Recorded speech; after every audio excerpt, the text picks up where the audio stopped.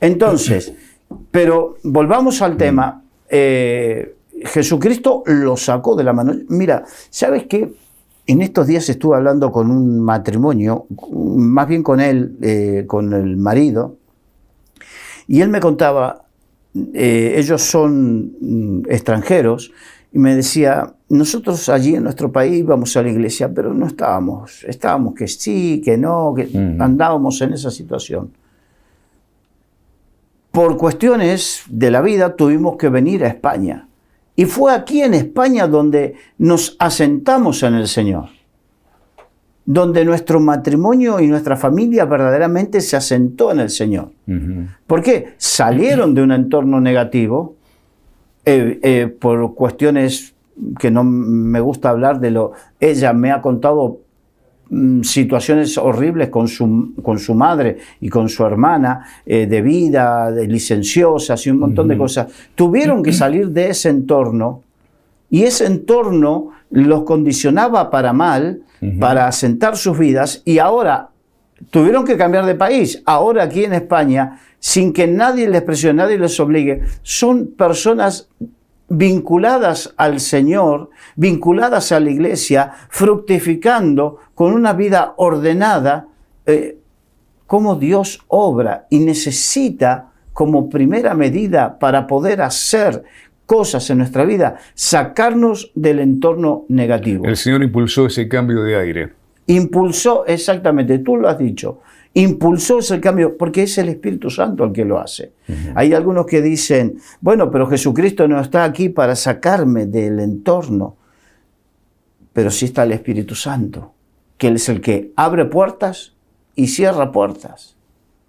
Entonces, Él abre puertas, o sea, oportunidades, y cierra puertas, tiempos, cuestiones negativas, las cierra para provocar esa época de cambio. Eso es lo importante. ¿Y cómo se manifiesta multiforme la gracia de Dios, ¿no? Y lo vemos en estos ejemplos que venimos repasando, de distintas formas que el Señor opera en cada uno de estos ciegos, ¿no? La misma patología, el mismo problema, pero distintas formas. Sí, pero fíjate, y porque quiero ser más explícito en la necesidad que tenemos de dejarnos tomar de la mano y llevarnos. Porque, fíjate, no sé si alguna vez te ha tocado o has intentado ayudar a un ciego. Sí, varias veces. No es fácil. No.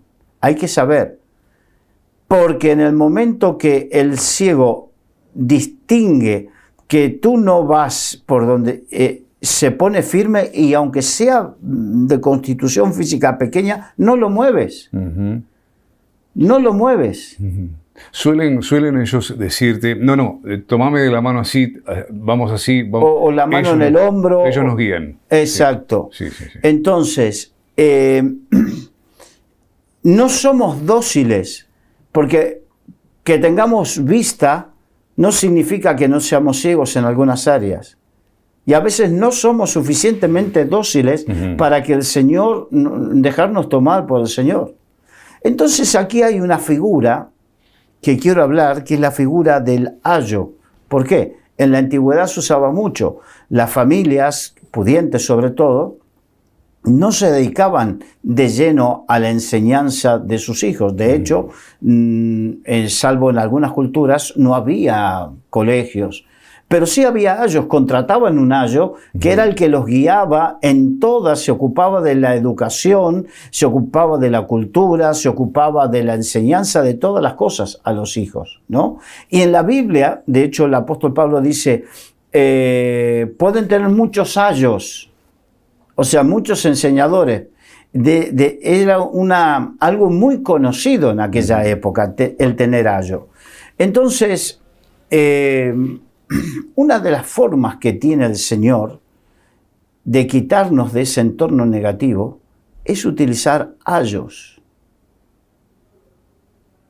Personas que nos instruyan. Personas que nos instruyan, pero no estamos hablando de que nos instruyan, que nos quieran meter conocimiento, sino personas que nos lleven, y esto te lo voy a dar como un ejemplo. me acuerdo que en Montevideo yo estuve trabajando con un hombre de Dios, Jorge Márquez se llama, y era un hombre de fe, de una fe inquebrantable, de una fe que Uruguay era el país del no se puede.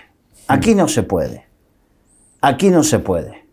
Nosotros veníamos, tanto él como yo, nos conocimos primero en Argentina y allí habíamos vivido un avivamiento, y cuando él fue a Uruguay se encontró que aquí no se puede, aquí no es lo mismo. Entonces ese era el pensamiento y él tuvo que luchar contra ese pensamiento, y aquellos que trabajábamos con él nos arrastraba a ese pensamiento. Aunque las circunstancias fuesen negativas, nos arrastraba el pensamiento de fe, nos ayudaba, nos sacaba, no te digo, casi a la rastra nos sacaba. Aquel que no quería y aquel que se negaba, se quedaba en el camino. Pero aquel que se dejaba, ¿qué quiero decir con esto? Una de las cosas que Dios utiliza para salir de esa situación es ayos, o sea, hombres, mujeres de fe que nos van guiando y que a veces nos empujan y que nos cambian la forma, la dinámica negativa, la dinámica de falta de fe, la dinámica de cosas que parecen imposibles, la dinámica. Las malas dinámicas se cambian y Dios utiliza muchas veces a esos ayos. Entonces, lo importante es encontrar, mira, de hecho tengo un amigo con el que trabajamos, nosotros dos trabajamos con ese pastor, y este amigo decía, cuando comenzó, te estoy hablando del año 1992, en el año 92, este amigo dice, yo cuando llegué a la iglesia no entendía muchas cosas, pero vio la bendición de Dios sobre ese hombre y dijo de una forma muy sencilla esta frase, tengan presente, año 1992, dijo, yo me pegué a él porque dije, si a este le llueve, a mí me salpica. O sea, dando a entender que si sobre esa persona está la gracia de Dios, yo necesito llegar y que por lo menos algo me salpique a mí. Y acertadísimo lo que dijo. Hay que pegarse a personas que nos puedan guiar, orientar, que sean nuestro GPS espiritual para poder... Porque sucede que existe lo que se llama convencionalismo.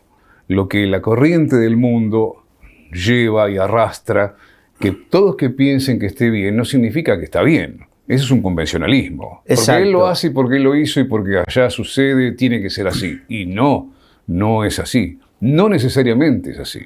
Exacto. Y fíjate que muchas veces nos tiene que sacar porque necesitamos salir de Bethsaida. Pero muchas veces por querer salir, porque mucha gente dice, yo reconozco que no me gusta cómo está mi vida, no, y estoy hablando aún de cristianos, no me gusta lo que pasa, lo que sucede, pero no sé cómo salir. Y hay algunos que después se meten en un laberinto de problemas, porque para salir de un problema se meten en otro. Lo que... se dice salir de Guatemala para meterse en Guatepeor, claro. ¿no? Sí. Entonces, hay gente que para salir de un problema se mete en otro y después en otro. Y vamos a claros ejemplos, y yo sé que esto puede herir susceptibilidades, pero aquellos que de un fracaso sentimental, hay ese famoso dicho que dice... Un clavo saca otro clavo, ¿no? Entonces, para salir de un problema sentimental se meten en otro, pero después es acumular fracaso sobre fracaso que significa hijos con uno, más hijos con otro, más hijos con otro. Entonces, no es que los hijos son un problema, un clavo, un fracaso, pero sí estamos hablando de que hijos que crecen en familias disociadas, en familias que no es la mejor situación. Uh-huh. Entonces hacemos una bola de nieve de problemas y dificultades porque no sabemos cómo salir de esos problemas.